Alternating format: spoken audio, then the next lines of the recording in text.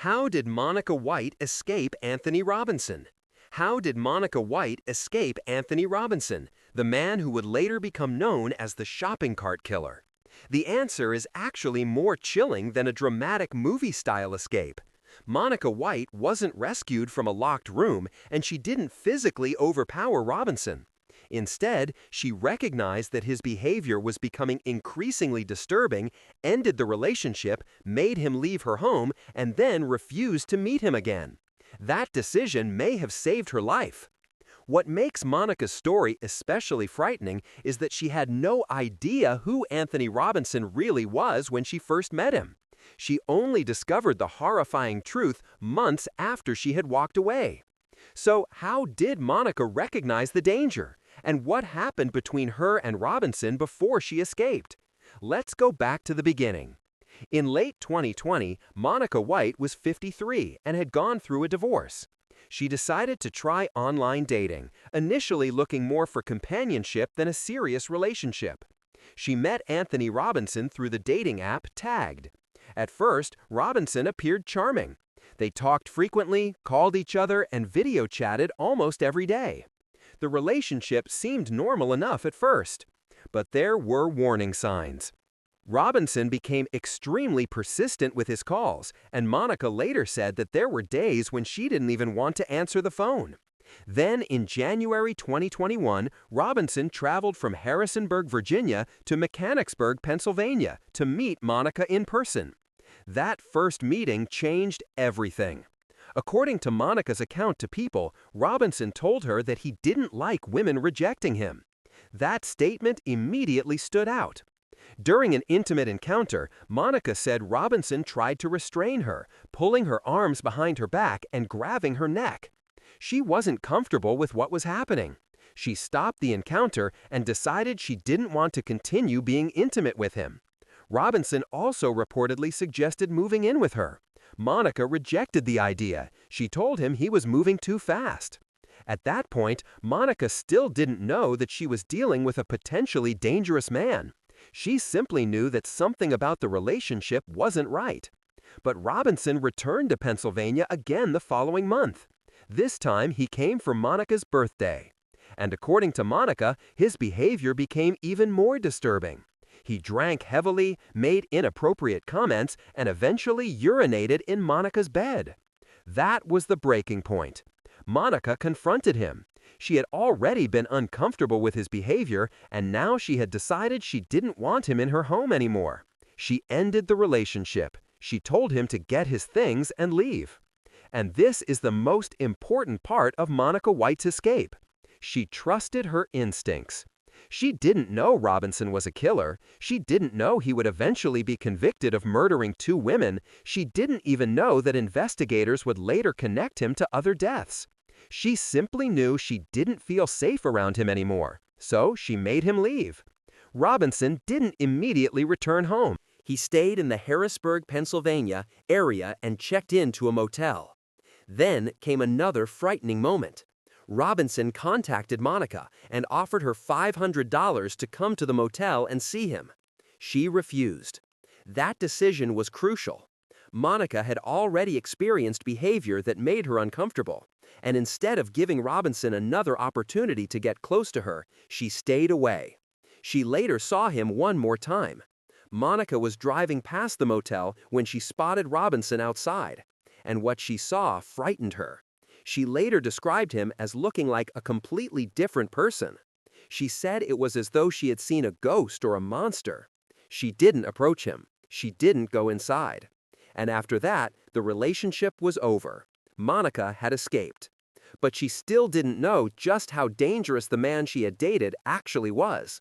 Months later, in November 2021, Anthony Robinson was arrested in Virginia. Authorities accused him of killing women he had met through dating platforms. Robinson became known as the shopping cart killer because investigators said shopping carts were used to transport the bodies of some victims. For Monica, the news was horrifying. Her cousin eventually showed her Robinson's mugshot and told her what had happened. Suddenly, all of the warning signs from her relationship looked completely different. The obsessive calls, the comments about rejection, the attempt to restrain her, the pressure to move in, the strange behavior during her birthday visit, the motel invitation, the $500.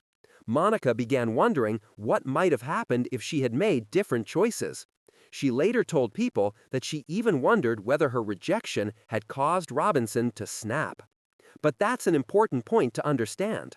Monica was not responsible for Robinson's actions. She did not cause his crimes. Robinson made his own decisions.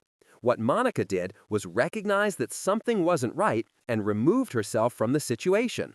And that is why her story is so important. The escape wasn't one dramatic moment. It was a series of decisions. She listened to her instincts. She stopped being intimate with him after he crossed a boundary. She refused to let him move in. She ended the relationship. She made him leave. And when he later offered her money to come to the motel, she said no. Those choices created distance between Monica and Robinson, and that distance may have saved her life. Lifetime later dramatized Monica's experience in The Dating App Killer, The Monica White Story, with Leela Racone portraying Monica and Jared Joseph portraying Robinson. The movie is based on the real events, although some scenes and conversations are dramatized for television. Lifetime's description specifically emphasizes Monica trusting her instincts and getting Robinson out of her home before the situation could escalate. The real-life account is supported by Monica's interviews with people and other reporting. People reported that Monica met Robinson through Tagged in late 2020, that he visited her in January 2021, and that she later ended the relationship after his increasingly disturbing behavior. Her story was also reported by the Washington Post, which documented her relationship with Robinson and the warning signs she later described. And there's something particularly disturbing about the timing. Monica walked away months before Robinson's arrest. At the time, she thought she had simply ended a frightening relationship. She didn't know that the man she had dated would soon become the subject of a major murder investigation. She didn't know that his name would become associated with multiple victims. And she couldn't have known how important her decision to stay away from him would eventually become. When Robinson was arrested, Monica was forced to look back at everything that had happened. She had allowed him into her home. She had allowed him to stay overnight. She had trusted him. And then she learned what he was accused of doing to other women. That realization was emotionally devastating. But Monica eventually began focusing on healing rather than allowing Robinson to define the rest of her life. She has spoken publicly about the experience and about learning to trust herself again. Her story has also become a warning for people using online dating, because one of the most frightening aspects of Monica's experience is how ordinary the relationship initially seemed. Robinson didn't introduce himself as a dangerous criminal. He presented himself as someone looking for companionship. He communicated with Monica online. He video chatted with her. He traveled to meet her. And only after the relationship moved into the real world did the warning signs become increasingly obvious. That is why Monica's story isn't simply about escaping Anthony Robinson. It's about recognizing when someone is crossing boundaries. It's about understanding that you don't need proof that someone is dangerous before deciding you don't want them around you. Monica didn't know what Robinson was capable of. She didn't need to. She knew that his behavior made her uncomfortable, and she acted on that feeling. So, how did Monica White escape Anthony Robinson? She escaped by ending the relationship before she knew the full truth about him. She made him leave her home. She refused his offer to meet him at the motel. And she stayed away. Months later, she learned that the man she had dated was accused of multiple killings.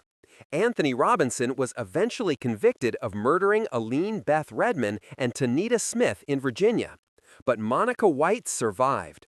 And that's the most important part of this story. Her survival wasn't about overpowering a dangerous man. It was about recognizing the warning signs and making the decision to walk away. Sometimes there isn't a dramatic escape. Sometimes survival comes from one simple decision. No, you can't move in. No, I don't want to continue this relationship. No, I won't come to the motel. And in Monica White's case, those decisions created the distance that allowed her to survive. She didn't know she was walking away from a future convicted killer. She only knew she didn't feel safe, and she trusted herself. That may have been the decision that saved her life.